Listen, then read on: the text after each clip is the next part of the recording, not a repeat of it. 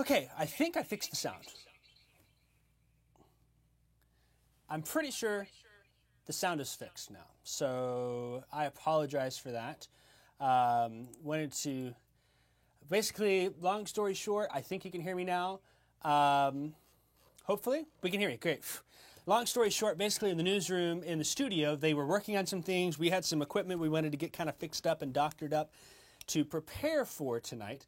And I had to relocate to our weather office here, which is why you see me kind of things set up a little bit different. But I still felt it was important to jump on here and chat.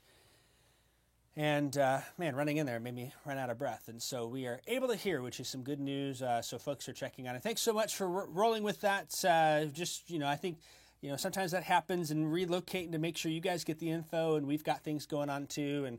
And things are good. So squared it away for you here. Let's just jump through and start talking about things and what we're seeing here across the region. That's a look at satellite right now, as you see on the left, the main part of the screen here.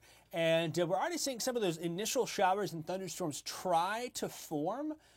That is occurring in Missouri and Iowa and Nebraska and Kansas there. That is not the main event for us here. I do not expect any issues from that. And I don't think that's going to be where the storms form for us here. They may kind of redevelop or hang out a bit, but that's something that we'll keep an eye on, and we'll see how things go with that. But going to watch all of this really closely here as we move on forth. We'll have to see things pick up pretty quickly as we move on through. And of course, as I'm attempting to do this, now I am not able to get onto the computer for some reason. Always something around here, isn't it? That's probably because this is what I've got. I want to switch the graphics here.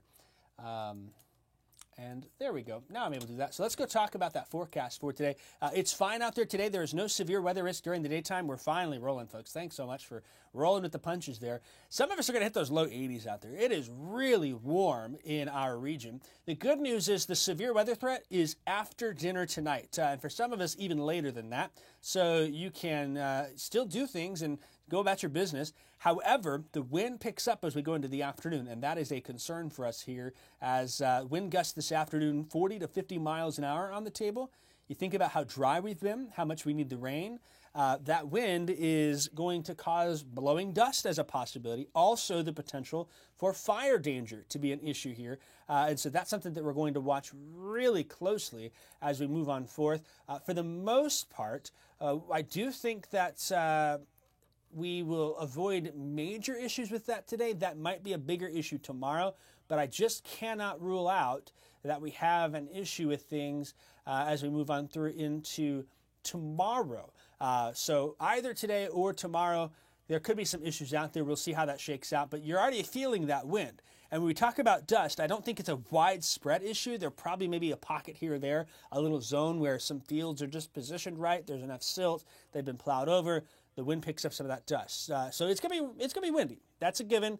The fire danger probably also has the chance to be more area-wide, but sporadic. It's not like everywhere is burning and things of that. That's something that's there for that. And those fires can be started by improperly discarded cigarette butt. There can be, like this morning, there was a fire down south of Champaign-Urbana, and they were concerned about embers from that this afternoon. It can be a chain dragging behind a truck. It can be power lines arcing. It can be a number of things.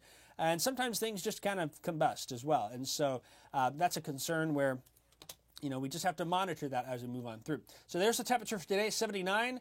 Dust and fire danger is there. It's a concern for us here. Tonight is when that severe weather risk is in our area, and we'll have to watch closely here. Kind of going to that 8 p.m. to 2 a.m. window for central Illinois. Really strong low pressure system winding up. And it'll affect a large swath of real estate. Iowa, Illinois, parts of Missouri, down the Mississippi River, all the way down to Mississippi and Alabama and Louisiana today, tonight, into tomorrow. Here's our risk for severe weather.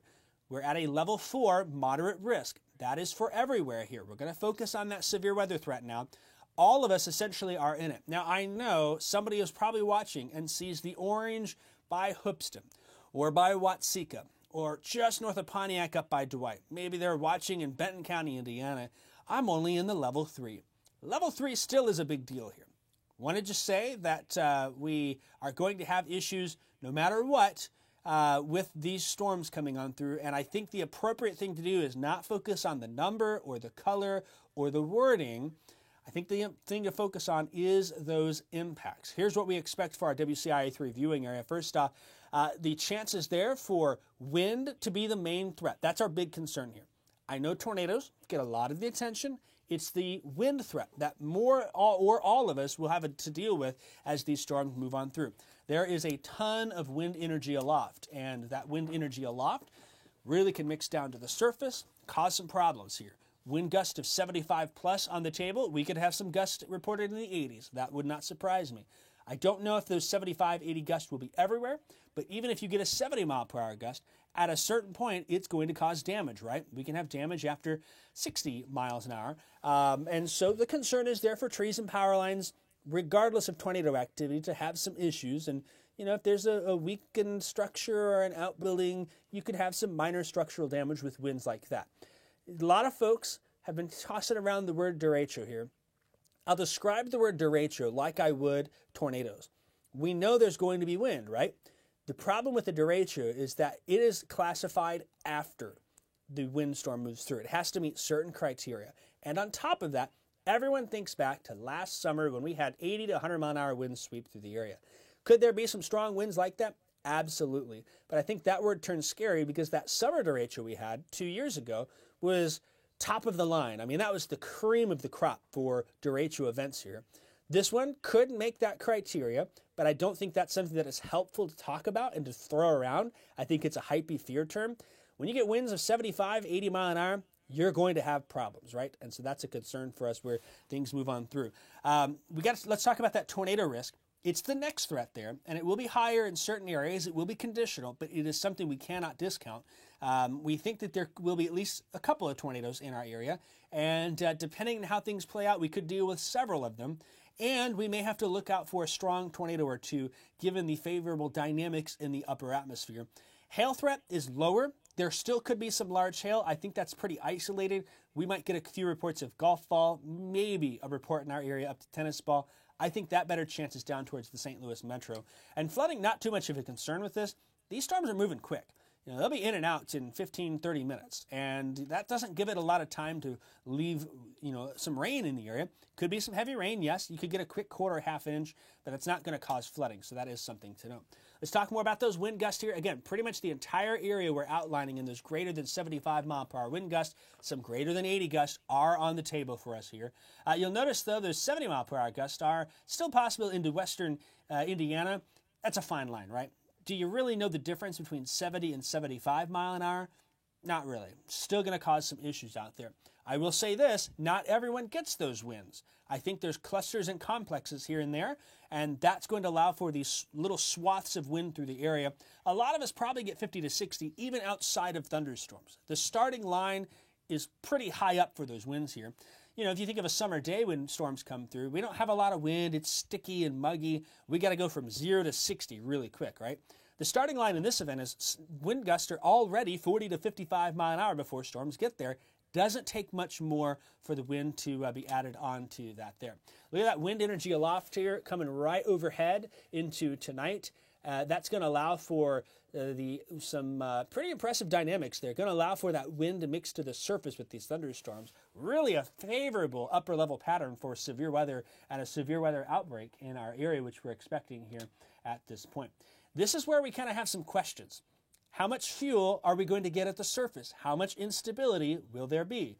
When we talk about instability, that's surface-based. The jet stream is upper-level atmosphere-based. And those two things can tango together sometimes and give us some issues. A lot of times, think of those summer events. When we have lots of instability, we just need to figure out if we're going to get a spark. And we don't always know if we're going to get that. This is kind of the opposite. Instead of a spark, we already have a blowtorch running. We just need to know how much fuel is actually going to end up in our area here. And you'll notice as we move on through, some of that greater instability is from St. Louis south, I-70 south here. Could some of it creep a little further north ahead of that line? That may creep into our area. How far north is the big question with this, but it's on the table where if we get a little more instability, I think that may increase that tornado risk moving on forth, and so that's what we're going to watch. Let's talk about that tornado risk then here. We're at a 6 out of 10 in orange. south of Jacksonville, towards Litchfield, towards Vandalia, points to the south and west into the St. Louis metro. It's an 8 out of 10. They have a much greater chance down there than many of us do, but we're still in a pretty high risk around here for tornadoes. Let me rephrase that, not a high risk. Our risk is pretty great for tornadoes, just to make sure my terminology is clear. When we look at the risks like this, we tend to get 1 or 2 of these a year, I think, where we get the 6, 7s in our region. Some years we get more, some years we get less. This isn't the worst case scenario. It's not a cakewalk either, though, where yes, we may see some embedded circulations in the line, and so there is a risk for tornadoes.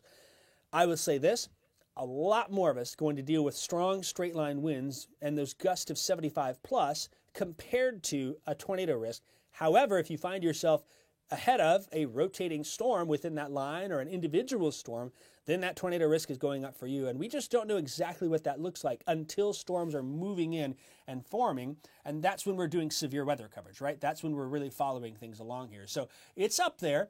It's not the highest it's ever been. It's not the lowest that it's ever been either.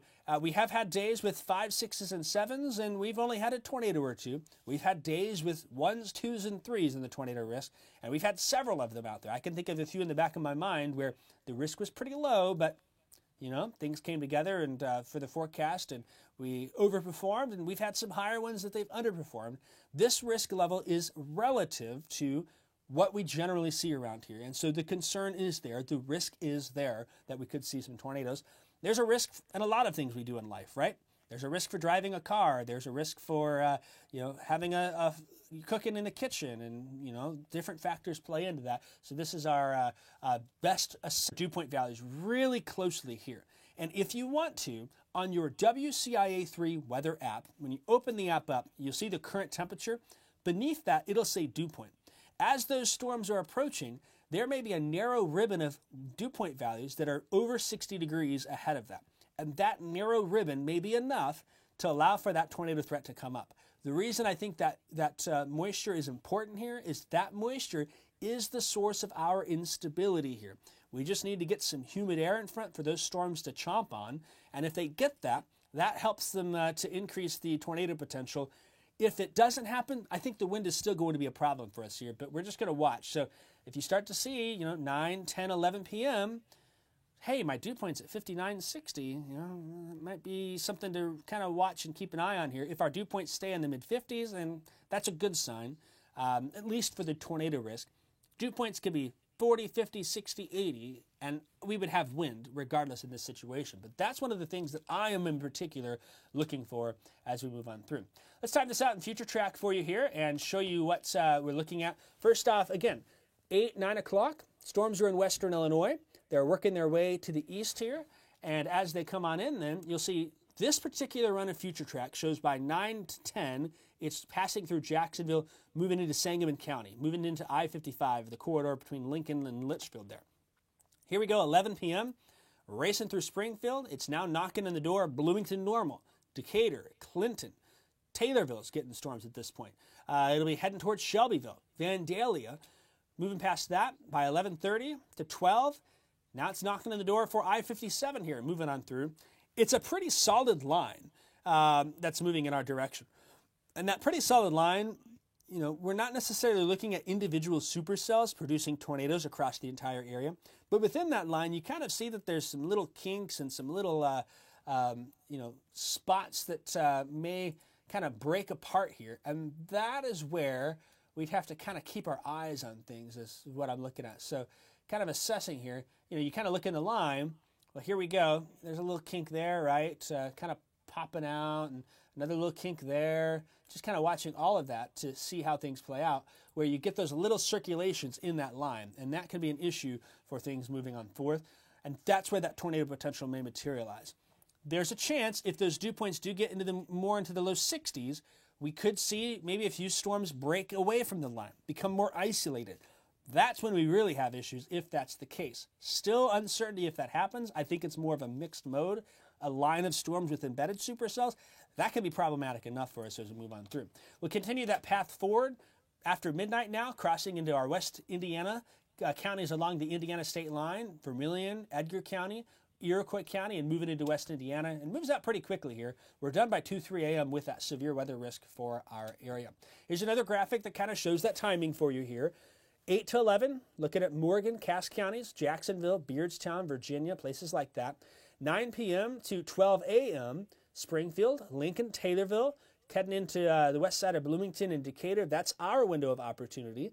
We get to 10 p.m. to 1 a.m., we're in that teal color. That's Bloomington, Decatur east, including the entire I-57 corridor.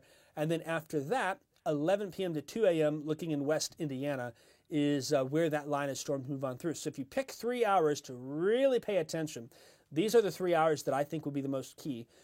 It's not going to storm all 3 hours, but that's the most likely time when storms will arrive and impact your area as we move into tonight. And so that's something that we'll keep an eye on. I'm going to come back to the severe weather risk in a second. While I have you, I want to mention we do have wind. A lot of you have already said in the comments, man, it's getting windy out there, right? Wind advisory through tomorrow evening. There is a high wind watch for Livingston, Ford, and Iroquois counties. That's for mainly Saturday's event. We're going to see wind gusts here ahead of this storm pretty high up there. FutureTrack's been showing those wind gusts here. Those storms aren't here yet at 9 o'clock. We're at 45 to 55 mile an hour gusts in some spots. And as those storms come on through, notice here, Decatur at 11:30, before the storms get there, shows a 63 gust, 56 in Mattoon, 56 in Effingham. We consider thunderstorms to be severe at 58 mile an hour. So we're right up there at that severe weather criteria with non-thunderstorm wind gusts not associated with those storms. We'll keep going through the night after the storms exit them. 7 a.m., we're done with the severe weather risk. The wind really hasn't dropped all that much. It's still a south and west wind. Maybe it's down a little bit in the morning, but I think it picks right back up into the afternoon here. And Saturday, I'll back that up a little bit. You know, we may have some wind gusts of 45 to 55 mile an hour again Saturday morning into the afternoon. In time, that wind does diminish, though. By Saturday evening, not as windy. Still a little blustery, and we'll have the wind still be out there as we go into Sunday, but the wind direction will change as our front finally comes on through, and that will be out of the north and west during the day on Sunday. Some problems with the wind, fire weather forecast, it's high right now. Low humidity out there, really windy. We got dry vegetation, right? There's a lot of dry, dormant grass. There's a lot of corn stubble, bean debris kind of out in those fields. You know, some farmers have been plowing fields over. You know, you do that, that keeps the fire weather for that particular field a little lower. Some farmers doing no-till, there's just dry crop there, right? And if a fire hits those fields, it can spread really quickly. And this may be higher on Saturday than it is today. It will depend a little bit on how much rain we can actually get tonight. I don't think we get a lot. Those storms are moving so quick, but maybe they put down enough to tamper that down a little bit. While that's the case, blowing dust potential on fields that are tilled over picks up then. So pick your poison, right? Do you want the dust or do you want the fire risk? So we may see some winds this afternoon, pick up some of that dust and start blowing it and have some blowing dust here across the region. That's a 7-day forecast. I'll show that briefly. Sunday, things are clearing. It is cooler. Monday, sunny, windy a little bit. Not terrible. Probably the nicest day of the week because that wind does pick up with another system coming Wednesday, Thursday with some showers, likely with that system coming our way. Recapping here. Impact-wise, this is a wind event for us tonight, expecting strong straight-line winds. We can have and probably will have some embedded circulations with tornado potential. And so that is something to consider here as we move on forth, staying safe, being aware during that time. Have you heard of Weather Call? I'm going to talk a little bit about some safety tips here. First off, if you want to get a phone call during severe weather, a tornado warning is issued for your location, and you think a phone call would wake me up when I'm sleeping. Some of you might go to bed tonight and hope you wake up, right? Weather Call will do that. We will call you when a warning is issued for your home location, a fixed address. It can be for you. You can sign up a relative who maybe doesn't have reliable internet access, who perhaps is elderly and uses phones more than texting. You can sign up your kids in college, wherever they may be, as an option. And it's a small fee. It's pennies a day. I think it's $15 a year is all. You would drop $40 on a NOAA weather radio. There's a small fee associated just to maintain that equipment so we can keep phone calls going out. And we've had some success stories with it where Weather Call has been there for people to get severe weather alerts, and that's been one of the ways that they get that. We encourage you to have more than one. We want 2 or more ways to get severe weather information. wireless emergency alerts on your cell phone. You can do your WCIA3 weather app. You can watch us on TV. You can sign up for Weather Call. There are a number of ways that you can do that here to stay safe. If you want more information on that, go to our website, WCIA.com. You can click on the weather drop-down menu, and you'll see Weather Call is an option there. Looking at some of those reliable ways to get alerts here, don't rely on outdoor warning sirens. One thing about outdoor warning sirens is we need to think of those less as tornado sirens and more as get information sirens. Something is wrong. The reason for that is we actually will have sirens go off if severe thunderstorm warnings are issued for winds with 80 mile per hour or higher. That happened once last summer in Champaign County. I think some people lost their marbles. 80 mile an hour winds, though, will do the same damage as a weak tornado. And so that is something to consider with that here. The other thing is that not everywhere has the same policy for sirens. Some counties only do tornado warnings. Some counties will sound them if there is a funnel cloud out there that's spotted. Some towns will do if the fire department needs called. They'll sound the sirens. Some towns will sound the sirens every day at noon or every night at 8 p.m. There's different policies, and that's not a very reliable way. Count on those other ways to get weather information. Also, I'll make a note about X and Facebook. Don't count on that to get updates immediately, but once you get an alert, you can go to Facebook and stream our coverage just like you are right now from your safe spot. Same thing with X. We're on YouTube. The WCIA3 news and weather apps, we stream on that. You can go to our homepage at the computer. You can turn the volume up on your TV. Those are all options for you to stay connected and stay informed when things happen. Think about how many of those ways you have. If you've got at least two, then I think you're going to be good here for that. The last thing is, let me see, I think I want to show this here. This is wireless emergency alerts. You might get that blaring sound in your phone. It's like the burr, burr, burr sound. You get them for a number of things here. We do now get them for severe thunderstorm warnings. That came in July 2021. It has to be 80 mile per hour winds or greater. That can't happen. And we also had it a few times where dust storm warnings have gotten that. Could that happen today in some isolated areas? Not out of the question. The thing to note about wireless emergency alerts, though, is that is not unique to your location. It's unique to the location your cell phone is connected to the tower at. So if you're in Sydney and the cell phone tower for your company is over in Broadlands, if Broadlands is under a tornado warning, you're going to get that wireless emergency alert. Weather Call is your fixed address. If you're on the, and I know there's a viewer who has this happen. They live on the Champaign-Douglas County line. They signed up for Weather Call. They were like, well, there's Champaign County's got a severe thunderstorm warning. Why didn't I get a call? Because they live on the Douglas County side of the road. It is that specific. If you're 5 feet out of it, you will not get that alert. And so that is something to think about here. Let's think about some tornado safety places to go. I saw a question pop up. First off, cars, never a great place to be. Mobile homes, not a great place to be. And this even for strong winds like what may be coming our way. Even large open rooms, Sometimes people like to do their grocery shopping or go to Walmart, wherever, Meijer, whatever stores there are late at night.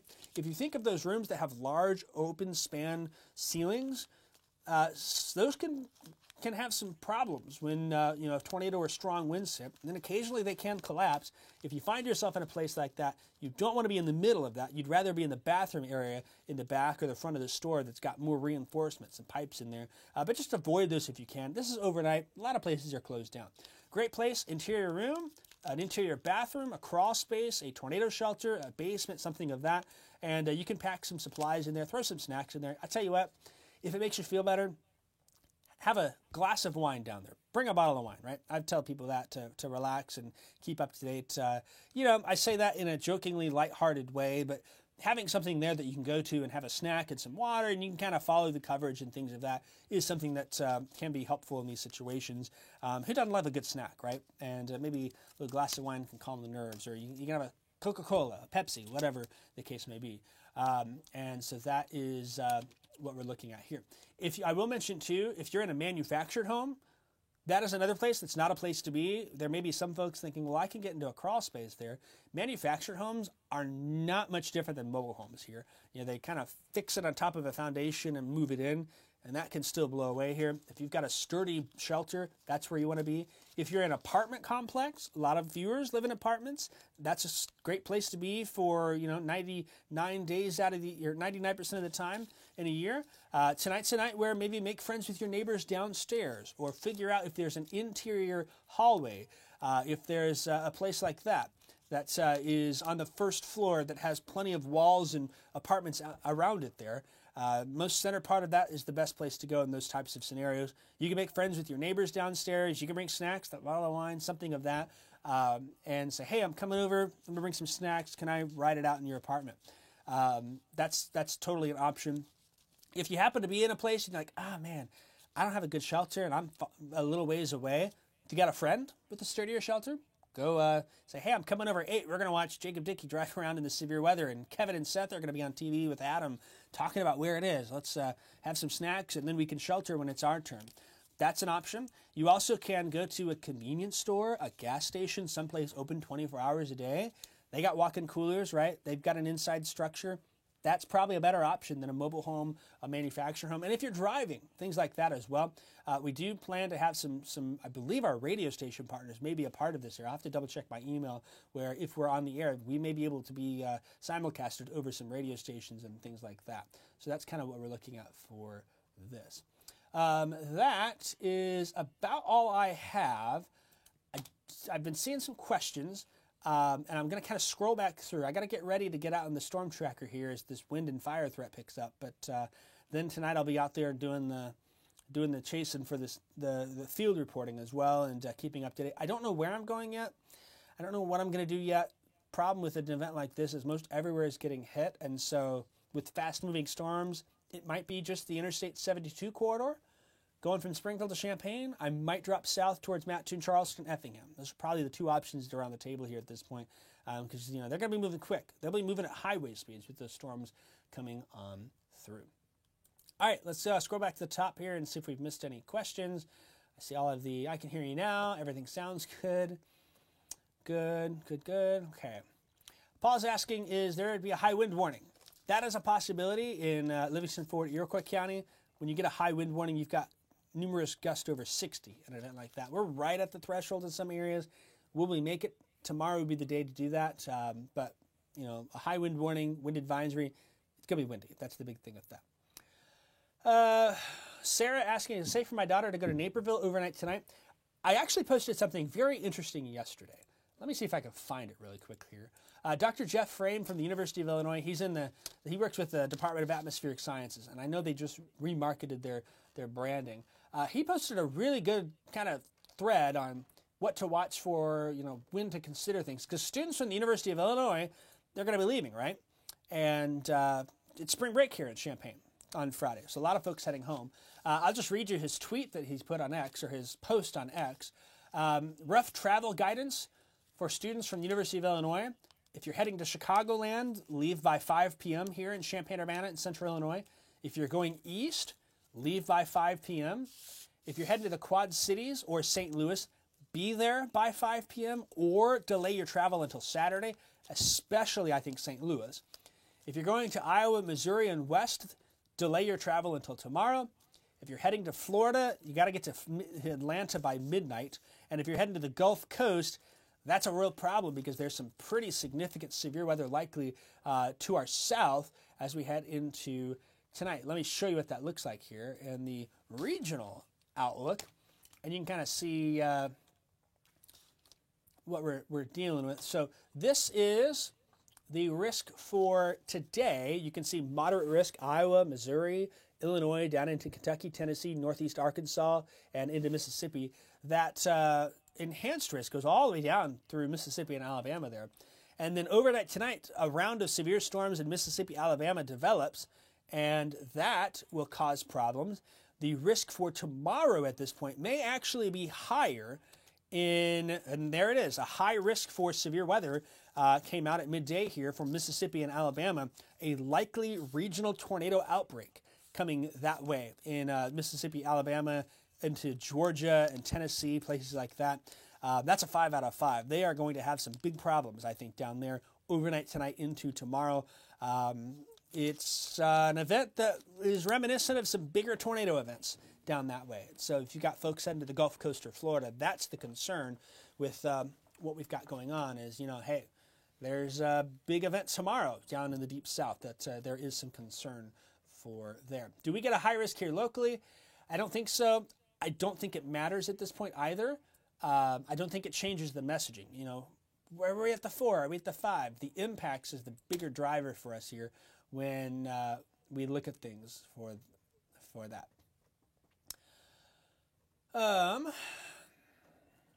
Kind of scrolling down.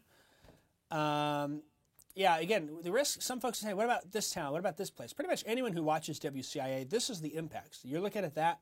That's what you can expect for that there. Brittany was asking about the sirens. We kind of talked about that. Yeah, so some places can. Just consider sirens to be, if you hear them, some of you may not hear them. It's going to be so windy, you may not hear them. They're not reliable indoors, unless you live right next to them or down the block from them. But think of those as, hey, I got to get some more information. And at that point, you're probably going to tune in, and we'll be on the air for that. Will the wind die down after the line comes through? Maybe briefly, but it should pick back up. I don't think it's going to be happening where it just stops. I mean, it's going to be windy tonight into tomorrow. When will we see the most of the winds? Before the line goes through or during? You'll be pretty impressed with the winds, I think, before storms get there. I mean, it's going to pick up. And then that line will hit, and that's where that line is where we see the highest winds. But then on the backside, we may have some issues that develop as well with that.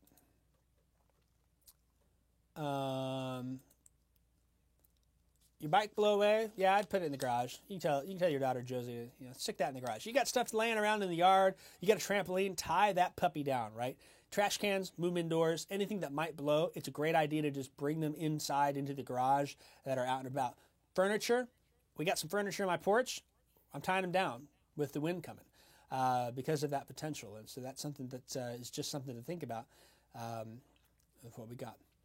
Heather was asking about crawl spaces. Crawl spaces can be an okay place in certain situations. It's not optimal. Certain places have crawl spaces that are better than others. That's a pretty individual question. If you're able to get, if that crawl space is a manufactured home sitting on top of a foundation, you probably just don't want to be there in general. If it's a crawl space on a site-built structure, that probably is a little bit better. But not optimal. You might do better in an interior closet or bathroom in a situation like that. We talked about the apartment complex. Stephanie was asking about that. Make friends downstairs. Go to the clubhouse, perhaps. The bathroom's there. Something like that is probably a better option if you're on a second floor. Should I be scared if I don't have a basement? No, I don't think so. As long as you have a safe space and you're ready to go there, interior closet, interior hallway, interior bathroom, those are some options. Lowest part of your home, and you've got some blankets, pillows. If it's needed, then you want to head there as quick as you can because 99% of severe weather events in those spots, you're going to be just fine, right? It's not, you got to take action. Most of our injuries and worse happen when people don't take shelter on events like this.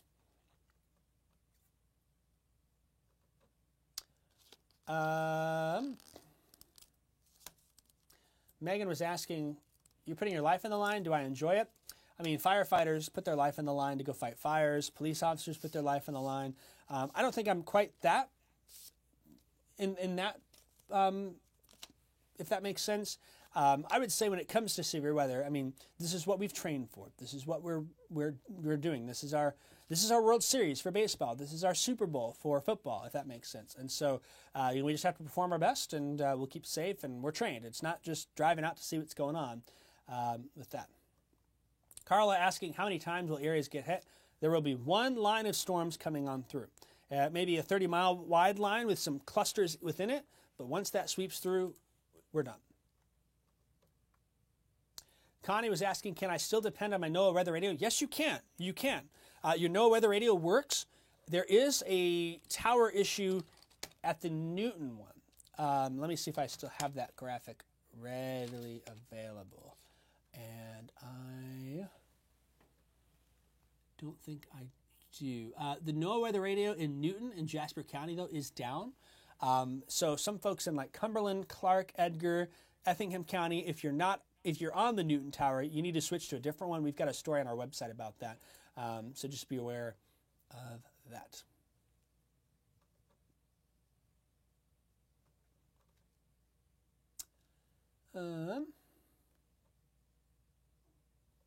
Sarah is saying you'd be less concerned about traveling north overnight. She was asking about Naperville. As long as she leaves Champaign by 5 p.m., gets to Naperville, you'll be fine here. Storms aren't coming until late tonight overnight. So that's something to keep an eye on here. Underneath basement stairs, Amy asked me about that. Yep, that's where we went when I was kids. My parents cleared it out every time we had severe weather, and before I started going outside and looking, that's where they'd stick me, but sometimes I'd sneak out. And then once Dad and I'd go storm spotting for Gibson City. That is something to watch. Some folks ask about chicken coops. Yeah, if those things are tied down, great. At my parents' house, their chicken coops are under a tree. That is something to think about for that. Amy is asking what radio station. We partner with the Atlanta Radio Group, so that's like Mix 94.5, Wixie Classics, things like that. So those are the radio stations. I don't know exactly which ones we're going to be on. I need to follow up with that. This is our first severe weather event since our partnership with them. Marcy was asking about, are they servicing? No, there's actually equipment failure. The antenna broke. Basically, old equipment, it happens, technology can break. That can be an issue. And so check out our website for more on that. Or you can go to the National Weather Service homepage and see that there. All right, folks, I'm going to wrap it up. I need to get off and get some stuff taken care of before I head out here this afternoon. With that, stay safe, stay informed. We'll keep you updated, and you'll